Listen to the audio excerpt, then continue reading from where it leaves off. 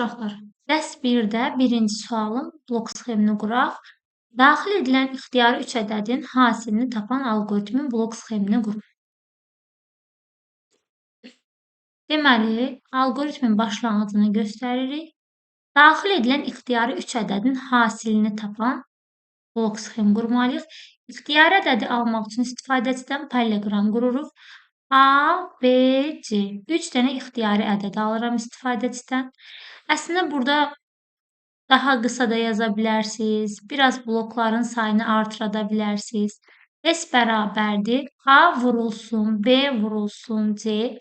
İxtiyari 3 ədədin hasilini S dəyişəninə mənimsədirəm və çıxış blokunda isə bizə biraz bloklarımızı səliqəli çəkməliyik. Çıxış blokunda isə S çap edirəm və son. Deməli, ixtiyari 3 ədədin hasilini hesablayan blok sxem. Bunu belə də yaza bilərsiniz. Başlanğıc ABC-ni aldıq istifadəçidən ABC.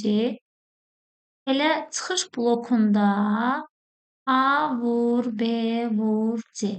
Bu şəkildə də çap edə bilərsiniz. Hər iki formada yazmaq olar. İkinci dərstin birinci sualına baxaq. Daxil edilən ixtiyari tam ədədin sıfıra bərabər, böyük və ya kiçik olub-olmadığını təyin edən alqoritmin blok sxemini qurun. Gəlin bunu yazaq.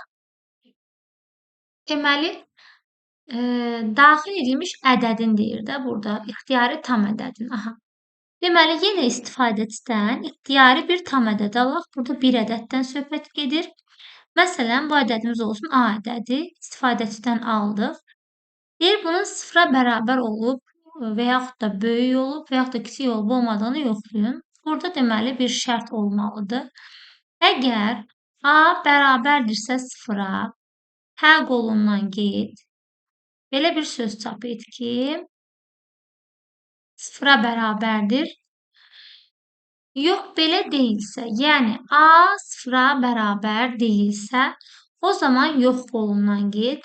Axı, əgər ədəd sıfıra bərabər deyilsə, ya sıfırdan böyükdür, ya sıfırdan kiçikdir. O zaman yoxla. Əgər A sıfırdan kiçikdirsə, hə qolundan get. Çap et ki, sıfırdan kiçikdir.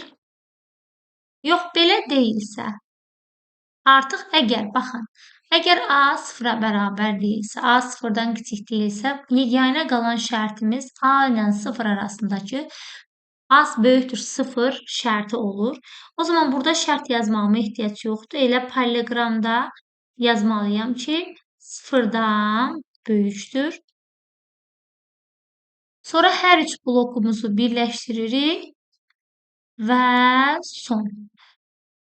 Deməli, burada baxın, əgər ədəd sıfıra bərabər deyilsə, sıfırdan kiçik deyilsə, sıfırdan böyüklük qalır. Ona görə yoxdan gedib, biz çap edirik ki, sıfırdan böyükdür.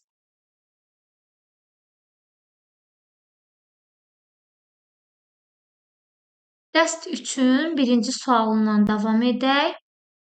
Deməli, bizdən soruşur ki, bir 100 parçasındakı tək ədədlərin cəmini cüt ədədlərin də hasilini çap edən alqoritmin blok sxemini qurun. Gəlin quraq. Buradan yazaq. Deməli, 2 dəqiqə. Deməli, başlayaq. Başlanğıc blokumuz. Bir 100 parçasındakı tək ədədlərin cəmi, cüt ədədlərin hasili. Burada cəm məsələmiz var və eyni zamanda hasil məsələmiz var.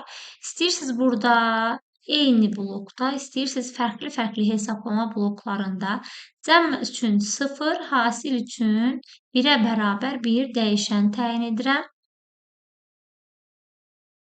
Deməli, parçamız verilib 1-dən 100-ə qədər. Gəlin birinci bunu modifikasiyalı dövrünə yazaq, sayğaclı dövrünə. Bir dəyişəni bərabər olacaq 1,100. Bu həm 1, həm 100 dəyərini alır. Yəni 1-dən 100-ə qədər 100 daxil olmaqla bütün dəyərləri alır. Baxın, burada belə kvadrat mötərizə olduğuna görə, deməli bizdən hər ikisinin daxil olmasını istəyir. O zaman buradan gəlirik, deyirik ki, daha doğrusu bizdə hələ burada əlavə şərtimiz var. Şərtimiz odur ki, cüt ədədlərin hasili, tək ədədlərin cəmi cüt ədədlərin hasili. Deməli, burada nə etmək lazımdır? Şərt qoyuram. Deyirəm ki, əgər i 2-yə bölündükdə qalığı 0-a bərabərdirsə,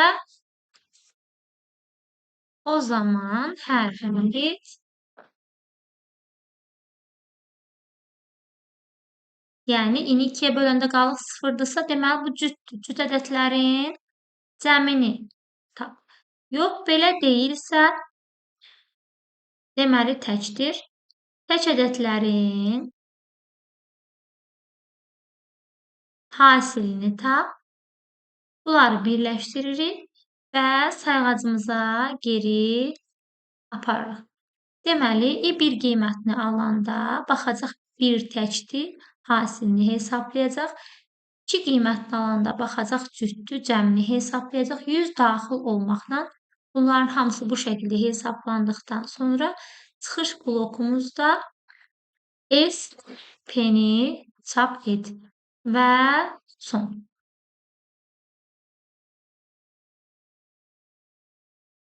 Bu sualı bir də şərtli dövrlə yazaq. Şərtli dövrlə də eyni ilə bu şəkildə yazırıq. Sadəcə başlanğıc və son dəyəri özümüz təyin edirik. Yəni addımı, harda bitəcəyini və başlanğıcı özümüz təyin etməliyik. Deməli, baxaq. Şərtli dövrlə yazsaq, başlanğıc. Yenə cəm məsələsi var və hasil məsələsi var. İstəyirsiniz, yəni P bərabərdir 1, S bərabər 0. Eyni blokun içində bunu təyin edə bilərsiniz. Bizə deyir ki, 1-dən 100-ə qədər bu dəfə şərtli dövrlə yazdığıma görə i bərabərdir 1 dəyərini, yəni 1-dən başlayacaq i dəyişəni. Nə qədər ki, şərtli dövrlə yazıram axı, nə qədər ki, i kiçik bərabərdir 100, bu dövr davam edəcək. Yəni, burada, baxın, kiçik bərabər yazmağımızda səbəb odur ki, 100 olanda da hərdən geçsin və hesablasın. İndi i kiçik bərabərdirmi 100? Burada yenə bir şərt qoyacam. Baxın, biri var dövrün şərti, biri var budaqlanmanın şərti. Əgər ini 2-yə böləndə qalığı 0-a bərabərdirsə, burada bir bərabərlik və yaxud da 2 bərabərlikdən istifadə edə bilərsiniz. Əgər belədirsə, o zaman S bərabərdir S plus I. Yəni, cütdürsə cəmlə. Yox, belə deyilsə, təkdirsə, P bərabərdir P vurulsun I. Təkdirsə hasilini tap. Hər ikisini birləşdirdik və şərtin, baxın, düz əvvəlinə gətirdik. Yenə də burada amma bir şey unutduq. Nəyi unutduq? Axı, biz şərtli dövr yazırıq. Şərtli dövr yazırıqsa, addımı əlimizlə artırmasaq, əgər mən bayaqki kimi yazası olsam, baxın, belə yazsın. Görün, burada nə baş verir? i 1-dir, 1 100-dən kiçikdir, i tək olduğuna görə hasil tapacaq və yenidən qayıdacaq bura. i yenə 1-dir, yəni bura yenidən qayıdır və i 1 olaraq qalır. i 1 olaraq qalmasın deyə biz i dəyişəninin dəyərini dəyişməliyik. i dəyişəninin dəyəri bir vahid artır. Çünki burada həm tək, həm də cüt ədədlərə baxırıq. Baxın, bu şəkildə yazsaq tamamilə doğrudur. Dövr bitdikdən sonra S və P-ni çap et və son.